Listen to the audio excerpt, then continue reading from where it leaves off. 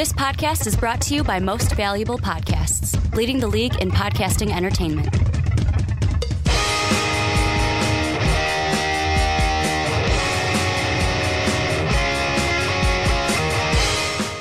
What's up, Real MVPs, Ricky Widmer here, along with the Mark Weber. Dub them ease. And we are back for another edition of The Onside Kick right here on Most Valuable Podcast. And Mark, before we get into everything that I have to say, I gotta lean over a little bit. Give me a high five.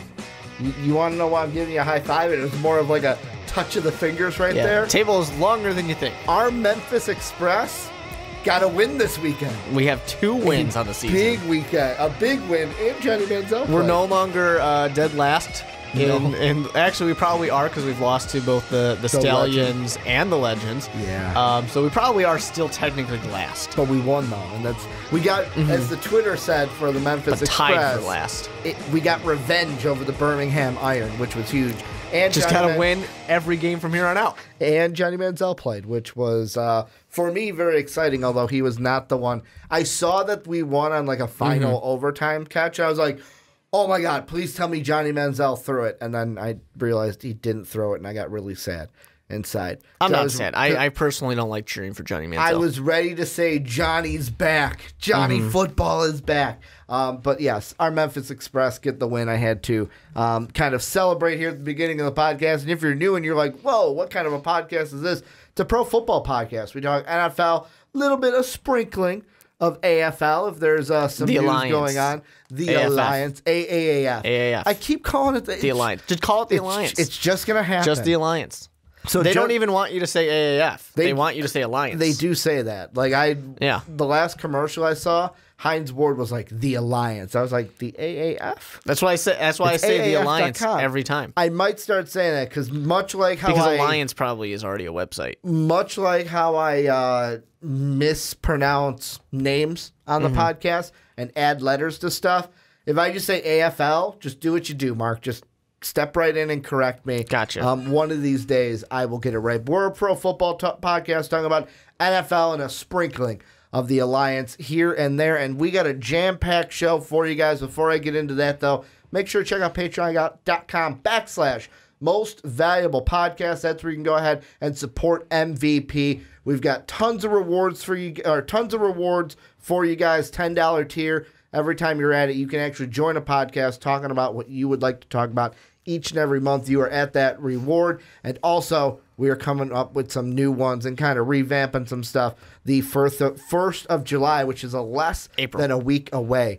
1st of April. 1st of April. July is a long ways away.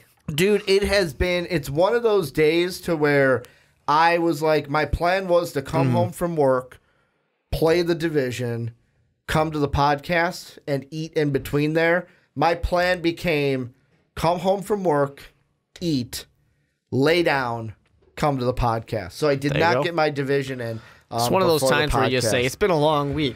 Ricky, it's Tuesday. It has been. It's been a long week, and the month is just going to get longer because it's draft month, and April usually kills us here for the NFL, being the last kind of home run stretch until we get to the draft at the end of the month. But we're talking the Giants. Should they take a quarterback in the first round, and should that quarterback be Daniel Jones with the 17th overall pick? We're also going to take a look at, with Gronk retiring, is that going to affect Noah Fant and TJ Hawkinson, where they go in the NFL draft this year? And then we're going to round everything out looking at Greedy Williams. Mel Kiper had his mock draft today, had Greedy criminally low in my mind. We're going to talk about best fits for Greedy Williams and where he could be drafted in the NFL draft. But Mark, let's get into it, talking about the Giants. And this is a team now has 2 picks, as we had on our mock draft last week. Go ahead, check that out on our YouTube page and on podcast services around the world.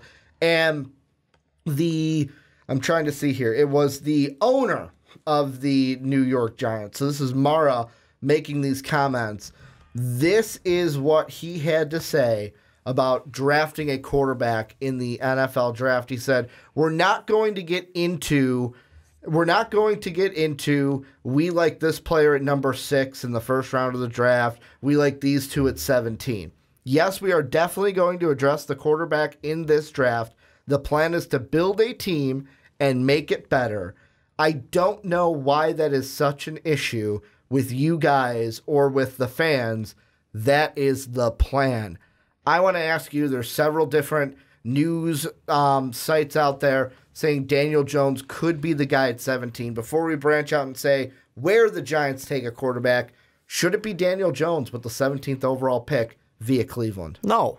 It's a stupid suggestion, and I'm not blaming you because it's not coming from you, but it's a stupid suggestion to say that the Giants, who have number 6 overall, a spot where they could potentially draft a quarterback like Dwayne Haskins, even Kyler Murray, who I'm not a crazy fan about. You can draft one of those guys, or you can get like the 5th ranked quarterback in the draft at 17 overall. That makes no sense to me. If you were to say, should they draft Daniel Jones in the 2nd round, I would say probably not, but it's worth considering. Daniel Jones is not going to be an NFL starter. Here's the thing about Daniel Jones, and the reason I can say that is because he has bad accuracy issues. He had them in the ACC. That is, if you have accuracy issues in the ACC, you're going to have some even worse accuracy issues in the NFL. There's no question about that. And he had a great head coach in David Cutcliffe over there to help him out. But that's where the connection comes in. Nobody actually should believe that the Giants are going to draft him, but this is where it's coming from.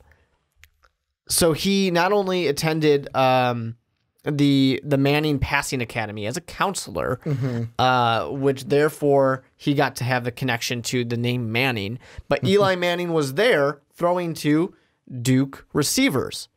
Therefore, they're like, well, he's a Duke quarterback, and this is a quarterback of the Giants.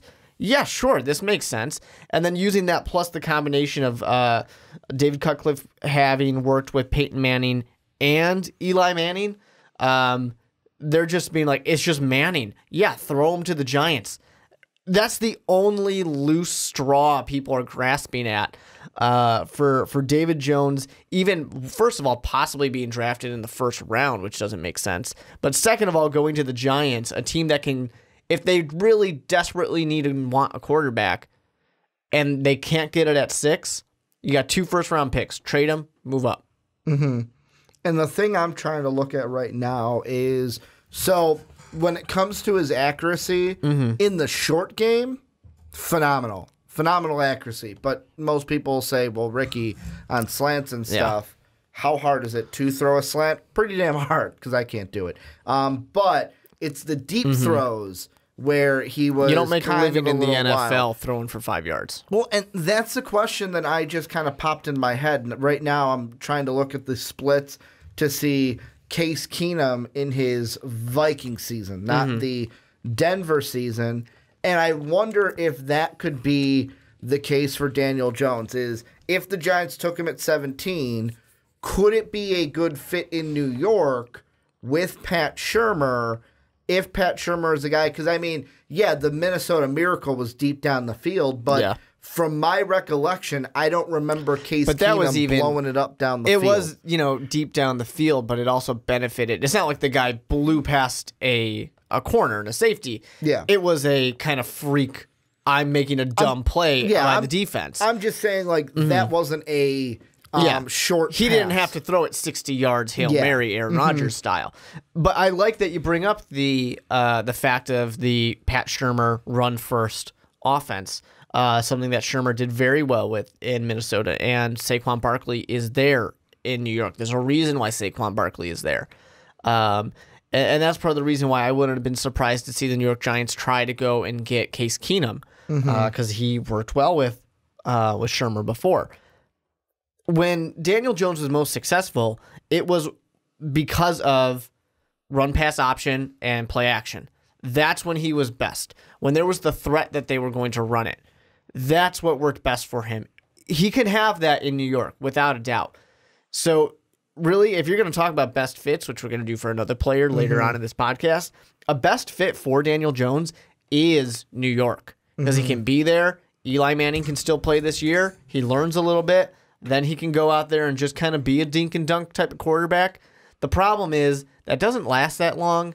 and let's really look at Saquon Barkley. So this is something that Sean Anderson really would love to do after the Odell Beckham Jr. trade.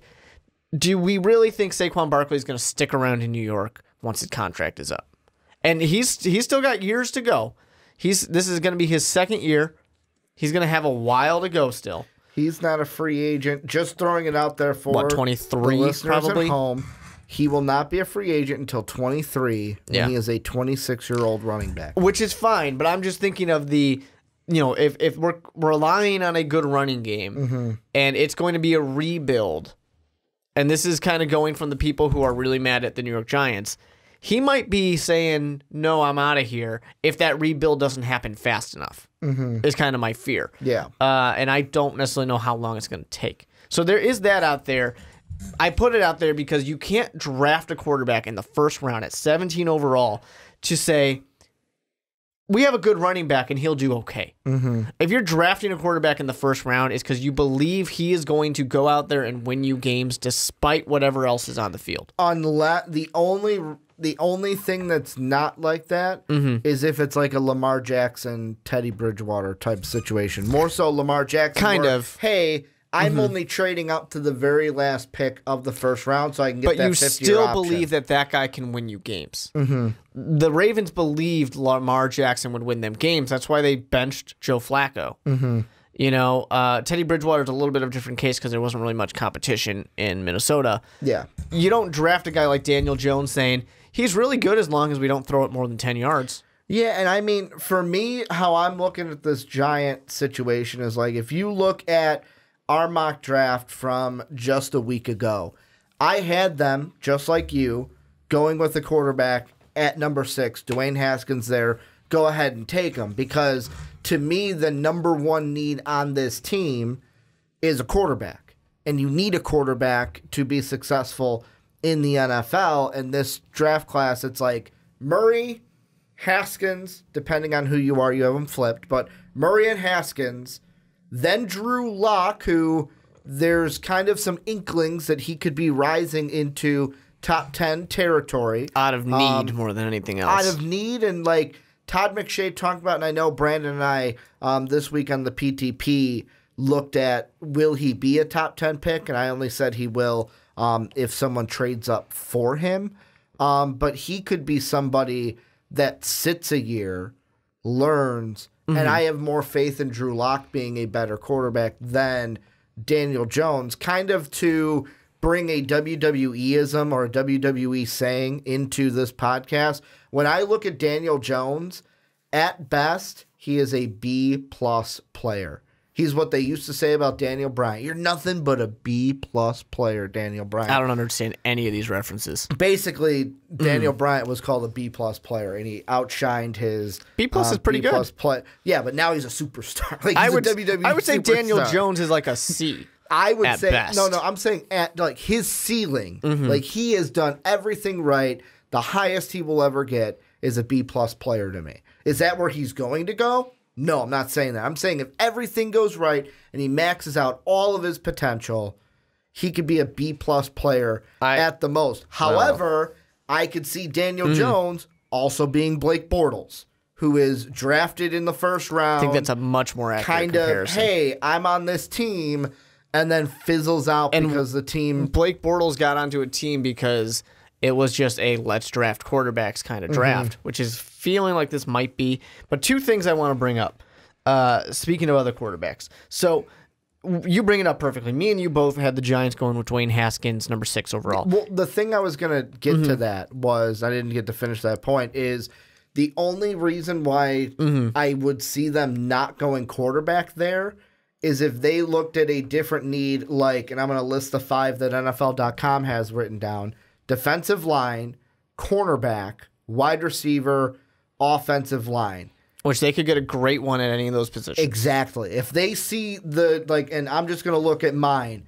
If they see a Rashawn Gary, if they see a Greedy Williams, if they see a Jonah Williams, if they see a DJ Metcalf, those are literally the 4 I have after that. If they see that and go, hey, I'd rather have that than a quarterback, we can get that at 17. We can even get a quarterback if we like Will Grier. We could get him in the second round. We still can even have just Eli. get one next year. Exactly. We still have Eli we are not going to be good with Eli. There's a chance we're a top 5 team in the draft next year as well. There's also it's Eli Manning though. Let's not put our money on that because there's also a chance that you'll win 6-7 games with Eli Manning. True. Like he's good enough. There's a solid chance you're a top 10, possible top 5. Especially with the Giants, how they were looking once they actually felt comfortable with Pat Shurmur. They could be like at most an 8-18. So then do you have to draft a quarterback in this draft? Not if you don't like him. But let me bring up another point. So we have 2 interesting things going on in our drafts. You, with the Giants as well, have Kyler Murray going number 1 overall in your last mock draft. Yeah, and that's not even I don't think they should do that. I think they will do it. Yeah, so there's an option. But let's say Dwayne Haskins. Let's say that the I don't know, the Broncos, the Dolphins, the Redskins, whoever, somebody trades up. Yeah. And somebody goes above the Giants. They trade with the Raiders. They trade with the Bucks. Who cares? They trade up and they beat the Giants. There's a real chance, I don't agree with it, but there's a real chance the Giants don't have an option. So they might have their hand forced to say, okay, fine, we don't mind. We'll go ahead and take Quinnen Williams at number 6 because someone traded up and now he's available. Or Josh Allen or whoever, Greedy Williams. At 17, they might be sitting there with a very real choice of, do we go with a Drew Lock? Or maybe he's not even there. Maybe it was Daniel Jones. Yep. That is a very real thing that the Giants might face. Kind of like Buffalo with Josh Allen?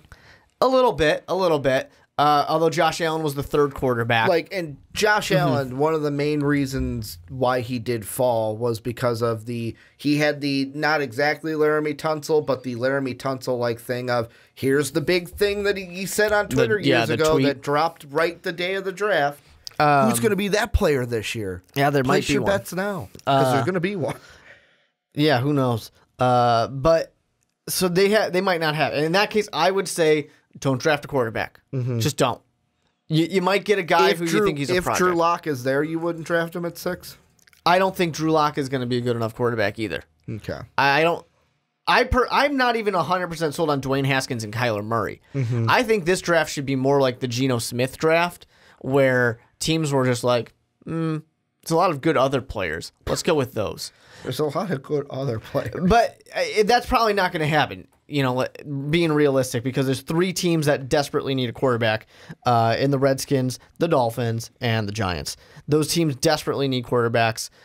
You can maybe throw the Broncos in there as a fairly desperately need a quarterback as well, and because they don't really think that Joe Flacco's the answer for the future. And just to look back in the Wayback Machine, when we look at the Blake Bortles draft, because that was a big one. We mentioned him. Yeah.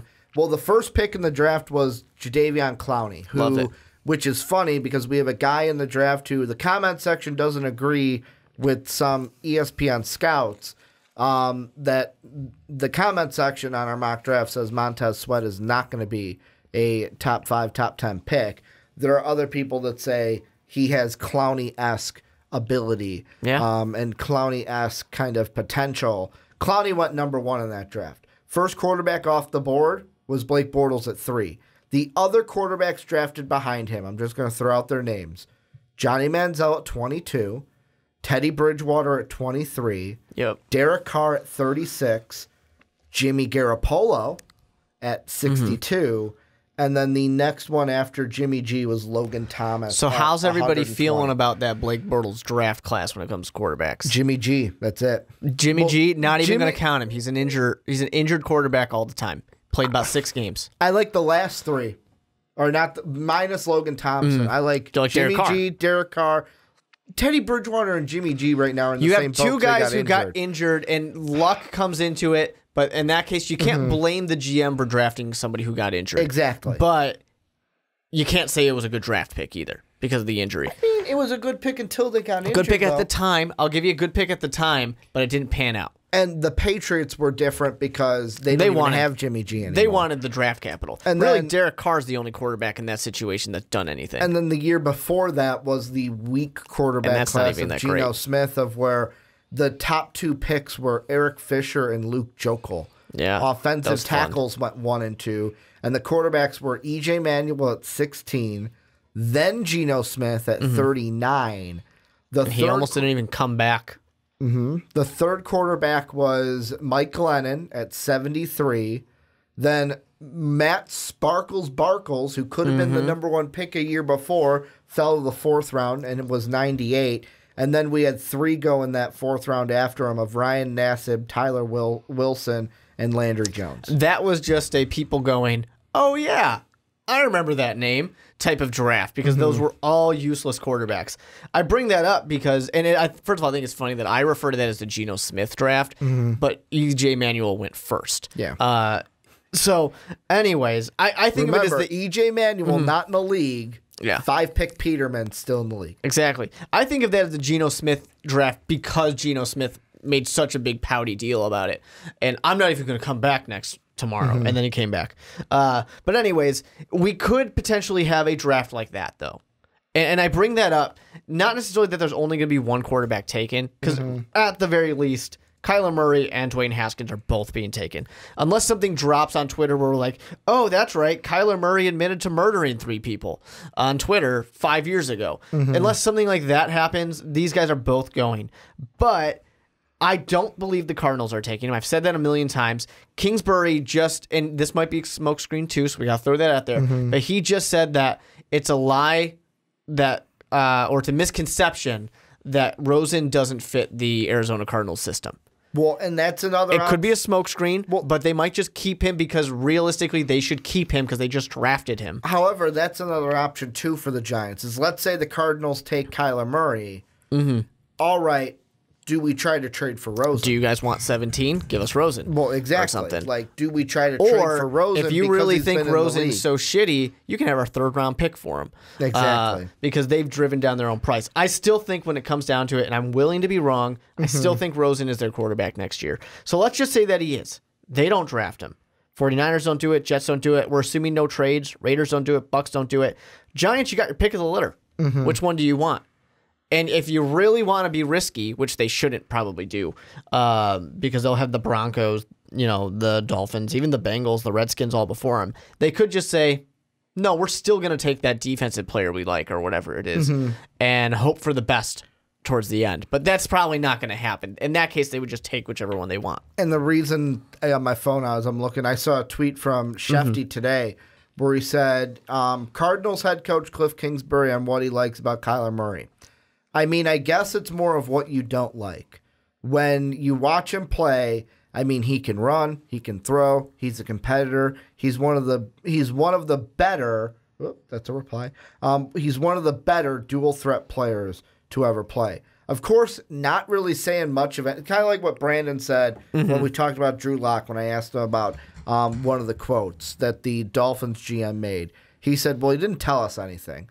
Cliff Kingsbury didn't tell us anything. But I think he kind of has shown his hand a little bit there. Because to me, and of course, smoke screens are everywhere, but to me, I feel like the Cardinals are falling in love with Kyler Murray, and I think they're going to take him number 1. To me, the question is for the Giants is, do you even need to take a quarterback in the 1st round? Which I am starting to kind of fall back on, maybe you don't. And the reason why I say that is if you look at the Giants right now, they have the 6th overall pick. They have the 17th overall pick. They have the 37th overall pick as well. And in that case, you end up with probably Daniel Jones. Well, no. What I'm saying is, what about Will Grier? Will Grier's a quarterback where I'm not saying he's going to be the next best thing, but I will say on my personal quarterback board, if I had to rank the quarterbacks right now, it would be Kyler Murray and Dwayne Haskins right there at the top. That's your tier 1. Drew Lock is your tier 2. Then Will Grier, then Daniel Jones. Like, that's how I look at it. Will Grier, to me, if I'm the Giants, is above Daniel Jones, and I can get that in the 2nd round, not have to waste a first. If I'm the Giants, I'm still sitting there saying I can get something better at 36, I think, or 37. I can get something better at 37 than a backup quarterback who might play, maybe. I'm going to hope in that case that I'm at the top of the draft next year. Yeah, but that's the thing. Like, and Brandon brought this up on the PTP. Are you willing to, and obviously it sounds like you are with a statement like that, are you willing to roll the dice on that? Because there's no guarantee that you are at the top of the draft. I said it on this podcast. Yeah, I said it on this podcast. They could be an 8-8 team. Yep. They've got Eli Manning, who's a good quarterback.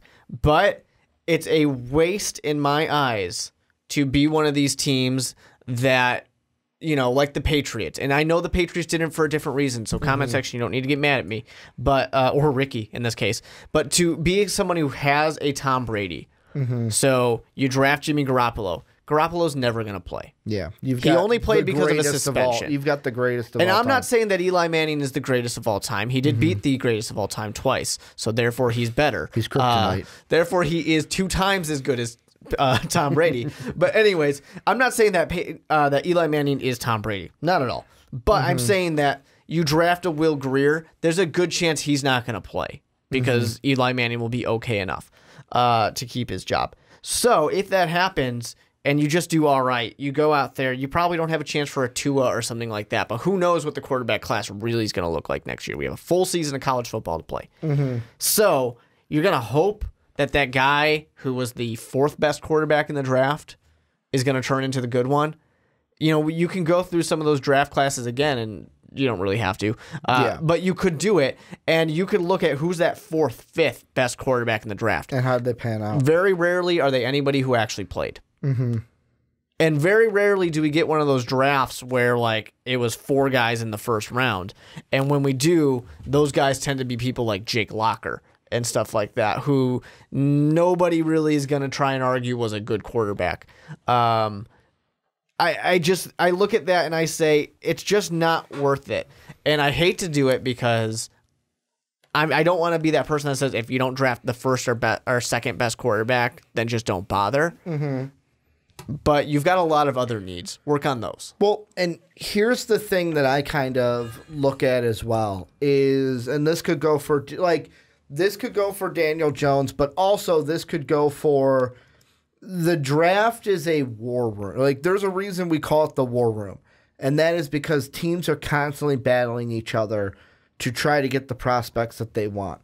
And let's say the Giants go through. First off, if they like Dwayne Haskins at 6 and he's there, well, if you don't like him, don't take him. But if you like him, go ahead and take him. Exactly. But you threw out a point, there could be an option where the Dolphins or Redskins or something trade with the Jets, because the Jets have said, hey, we're open for business at 3. Whoever wants it, come up and get it. And the thing that I think about is, let's say, hypothetically, that happens. Kyler Murray, Dwayne Haskins off the board before the Giants get to 6. Then I could see the Giants, if I'm the Giants, all right, we're not going to take a quarterback at 6. Hell, I'm not going to take a quarterback at 17. I'm hitting 2 of my needs because I can get my needs at that point. The interesting thing, though, is does Daniel Jones, or that 4th quarterback on the board, whether you have Grier, whether you have Jones, it doesn't matter. Does that 4th quarterback get to the 32nd overall pick? Do they get there? And if so, a possibility could be trading into the first round to get that 5th-year option. And the 2 examples we got is, of course, the Ravens last year got a 1st and a 4th out of Philly, gave them their 2nd rounder, which was the 52nd, and a 4th rounder, and a future 2nd, which would be this year. What I could see the Giants trying to do is maybe, because their pick is closer to what Minnesota's was when they drafted Teddy Bridgewater, hey, we'll just take the 32nd. I'm not asking for more. And we'll give you a 2nd and a 4th. That could happen. However, we're going to talk about this next and bring up this team also. Is that an option because New England, with Gronk retiring, could we now take them out of, if New England, we could just take them out of, hey, we're not trading this pick, because if a tight end's here, we're freaking taking them because we need a tight end. To where now the trade-up team, it's well, it's not going to be the Patriots. Look at the Rams. Look at the Rams to be that team that a team tries to trade up to get that 5th-year option. It's possible. It's possible that somebody does, but I still am going to stand with my point of these guys, you drafted Lamar Jackson because you truly believe Lamar Jackson can be your future quarterback. Mm-hmm. Same thing with Teddy Bridgewater. You truly believe they would be your actual quarterback. You don't do that if you don't truly believe the guy's going to be your quarterback. Mm-hmm. And you don't really draft a guy if you don't truly believe it.